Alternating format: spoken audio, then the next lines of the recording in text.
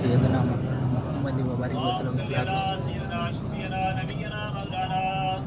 محمد وعلى سيدنا مولانا محمد طب القلوب دوايا وعافية الأبدان وشفايا ونور الأبصار وزيايا وآله وصحابه دائما أبدا كثيرا كثيرا.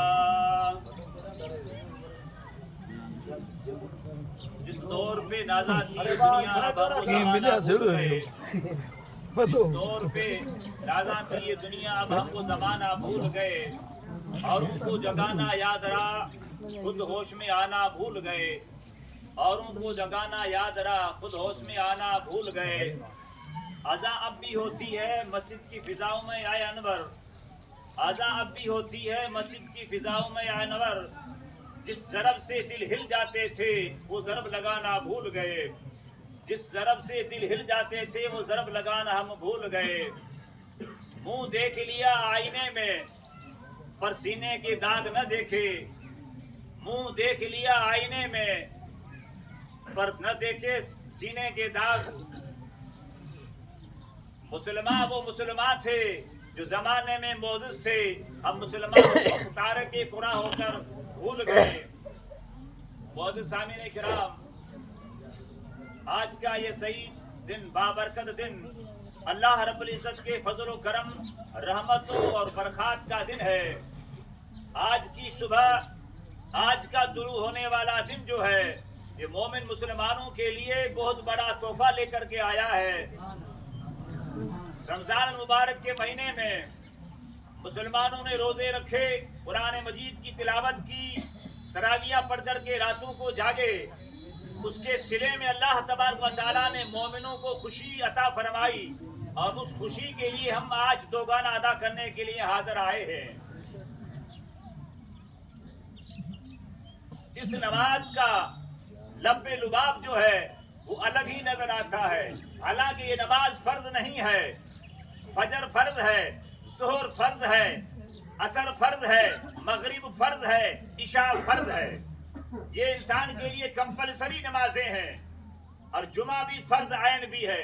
تو وہ فرض نمازیں جو ہے اللہ تبارک و تعالیٰ نے بالغ ہونے والے مسلمان پہ فرض قرار دی گئی ہے. اس نماز کو دیکھیں اور اس نماز کو ہم دیکھیں، اس کا کمپرومائز کریں تو ہمیں پتہ چلتا ہے اللہ تبارک و تعالیٰ نے اپنے حبیب علیہ السلام کے ذریعے ہمیں یہ بتایا ہے کہ اس نماز میں 6 تکبیریں زائد عطا فرما دی ہے.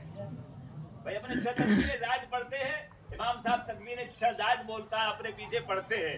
تو فرض جو نماز ہے، فرض نماز جو ادا کی جاتی ہے اس میں زائد تکبیریں نہیں دی گئی ہے. اور یہ واجب نماز جو ہے جو شکرانے کے طور پہ ادا کی جاتی ہے، اللہ تبارک و تعالیٰ اپنے بندوں پہ خوش ہو کر کے ان کو انعام عطا فرمانا چاہتا ہے. اس انعام میں جو نماز ادا کی اللہ تبارک و تعالیٰ نے اس نماز میں 6 تکبیریں زائد عطا فرماتے ہیں. بھائی 6 تکبیریں زائد کیوں ادا کی؟ نماز ہم عید پڑھنے آئے، کئی لوگ پڑھتے ہوں گے کئی نہیں پڑھتے ہوں گے. اللہ توفیق سے سب مسلمان نماز پڑھیں. پر نماز اور جو پڑھی جاتی ہے، رکوع کے لیے تکبیر ہوگی، سجدے کے لیے تکبیر ہوگی، قیام کے لیے تکبیر ہوگی، تکبیر اولیٰ ہوگی، ایک ہوگی. لیکن اس نماز میں 6 تکبیریں زیادہ ادا کر کے ہمیں اللہ کے حبیب علیہ السلام نے یہ بتا دیا، اے مسلمانوں تم نے رمضان کو ادب سے گزارا، تم نے احترام والے مہینے کا احترام کیا ہے. اس کے صلے میں اللہ تبارک و تعالیٰ نے اللہ اکبر کی صدا بلند کر کے 6 تکبیریں زیادہ عطا فرما دی. انعام جو انسان دیتا ہے، چاہے گفٹ دنیاوی اعتبار سے دیتا ہے، اس میں اوپر سے کئی ڈیزائنیں دی جاتی ہیں اور اس کو اچھے طریقے سے بنا کر گفٹ پیش کیا جاتا ہے. نماز عین فرض تھی، وہ گفٹ اللہ کے حبیب کے ذریعے عطا فرمایا گیا. لیکن یہ نماز ادا کی ہم نے جو ہمیں عطا کی گئی ہے، اس میں 6 تکبیریں زیادہ دے کر ہمیں یہ بتایا کہ رمضان کا تم نے جو ادب کیا، رمضان میں جو ہم نے تراویح پڑھی، قرآن مجید کو پڑھا، ذکر و اذکار کیا، آج کا دن خوشی کا دن ہے. آج کا دن خوشی کا دن ہے. غریبوں اور یتیموں کو یاد کرنے کا دن ہے، مسکینوں کو یاد کرنے کا دن ہے. آج کے دن ہر انسان کی عید ہونی چاہیے. بندہ خوشی وہ بنائے، کسی غریب پہ آ کر مدد کرے، کسی غریب کی مدد کی جائے، کسی یتیم کی مدد کی جائے. اللہ کے رسول علیہ السلام کے دربار میں ایک غریب صحابی بیٹا تھا، نوجوان تھا، بالکل غریب صحابی تھا. اللہ کے حبیب علیہ السلام اس صحابی سے پوچھا، اے بندے خدا، تمہارا چہرہ اترا ہوا، ترال چہرے کا گرا ہوا، تمہاری یہ کنڈیشن اللہ کے حبیب کو سب معلوم تھا. اس غریب صحابی سے پوچھا کہ آپ کی تمنا کیا ہے؟ عرض کرتا ہے یا رسول اللہ میں غریب ہوں، مدینے کی وادی میں مجھ سے بڑھ کر کوئی غریب نہیں ہے، سب سے زیادہ غریب میں ہوں. اللہ کے حبیب علیہ السلام کو اس کی غریبی پہ رحم آ جاتا ہے. اللہ کے حبیب علیہ السلام کو صحابی کی غریبی پہ رحم آ جاتا ہے. اللہ کے حبیب علیہ السلام نے پوچھا کہ تیرے کوئی رفقا ہے، تیرے کوئی گھر والے ہیں، تیرے کوئی احباب و اقارب ہیں؟ تو عرض کرتا یا رسول اللہ میرا کوئی نہیں ہے، نہ میرا گھر ہے، نہ میرے ماں باپ ہے، نہ میرا کوئی غمخوار ہے، میں مسکین اور غریب ہوں. اللہ کے حبیب علیہ السلام کی دل میں رحم آ جاتا ہے. جبریل علیہ السلام حاضر آ جاتے ہیں. عرض کرتے یا رسول اللہ تبارک و تعالیٰ سلام فرماتا ہے اور کل ظہر سے پہلے یہ نوجوان دنیا سے چل بسے گا. غریب ہے، مفلس ہے، اور کل ظہر سے پہلے اس کا انتقال ہو جائے گا. اللہ کے حبیب علیہ السلام اس صحابی سے پوچھا، اے اللہ کے بندے، کوئی تیری تمنا تیری غریبی مفلسی میں مجھ سے نہیں دیکھی گئی، لیکن تو بتا دے. اللہ کے حبیب کو بتا دیا گیا یہ کل انتقال کرنے والا ہے. وہ صحابی عرض کرتا ہے ہاں یا رسول اللہ، میرے دل میں دو چیزوں کی خواہش ہے، اگر دو چیزیں وہ مجھے مل جائے تو میرے دل کو تسلی ہو جائے گی. حبیب علیہ السلام نے فرمایا بتا تیری دو چیزیں کس کی تمنا ہے؟ عرض کی یا رسول اللہ، میں نے میری زندگی چھوٹی سی زندگی میں میٹھا نہیں کھایا ہے، میٹھا کبھی نہیں کھایا، اور ایک میری یہ تمنا ہے کوئی رفیق حیات مل جائے، یعنی نکاح والی اور مجھے مل جائے. تو میرے دل میں تمنا ہے اگر یا رسول اللہ وہ مجھے مل جائے تو میرا دل خوش ہو جائے گا.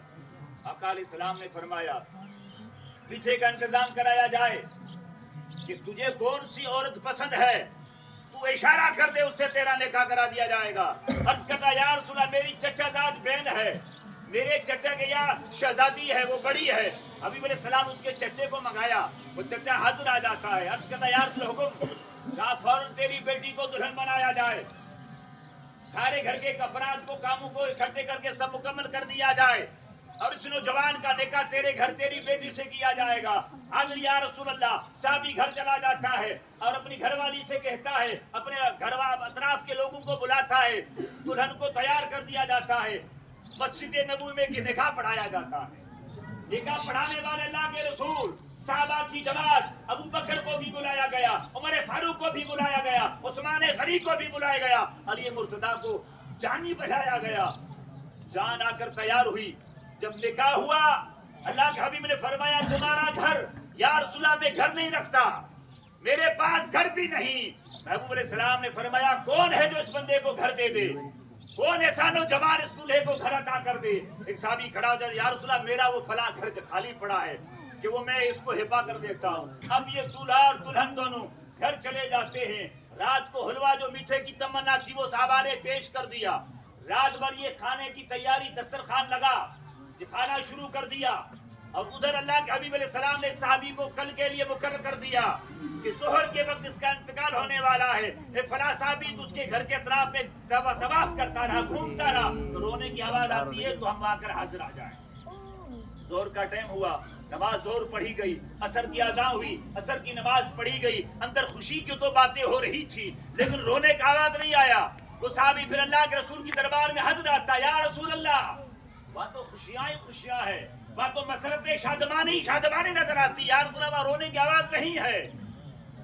جا کر اندر جانچ کی گئی، بھئی چلیے اس کو زور کے ٹائم وقت اس کا پورا ہونے والا تھا، یہ سلامت، دلہن بھی سلامت، گھر کی خوشی بھی سلامت.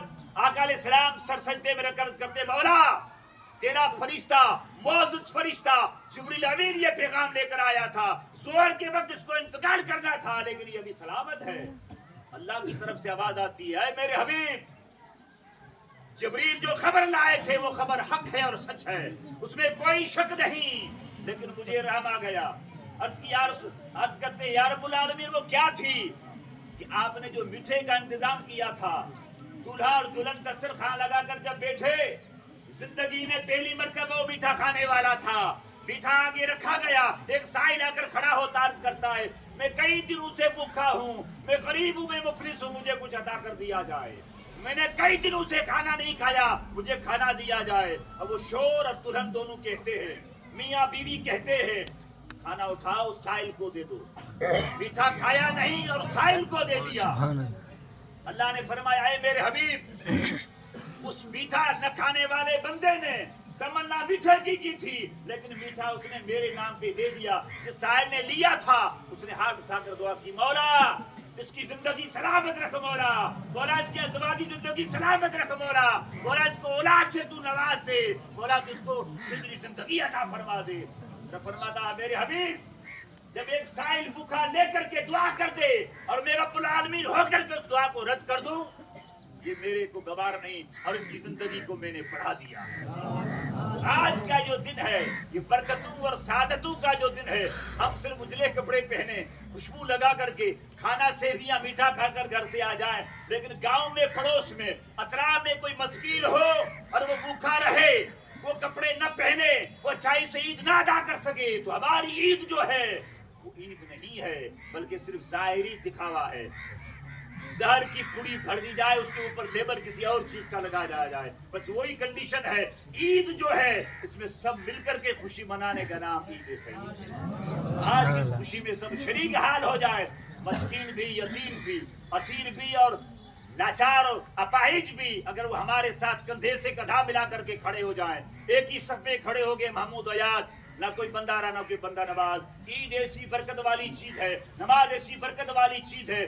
زمانے کا بادشاہ اگر پیچھے سے آیا ہے، وہ صفے کاٹ کر آگے آنا اس کو جائز نہیں، جہاں جگہ ملے وہ کھڑا ہو جائے، کوئی اونچ نیچ نہیں۔ مسلمان سب بھائی، علیہ خبرت المسلمین، مسلمان سارے بھائی کے بھائی ہیں۔ جب یہ نظارہ دیکھنا ہو تو عیدگاہ میں چلے جاؤ، جب مسجد میں چلے جاؤ، اور کوئی بھید بات نہیں۔ یہ جو چیز ہے آج کے انعام کا جو دن ہے، اللہ تبارک و تعالیٰ نے اپنے حبیب کے صدقے میں اس امت کو عطا فرمایا۔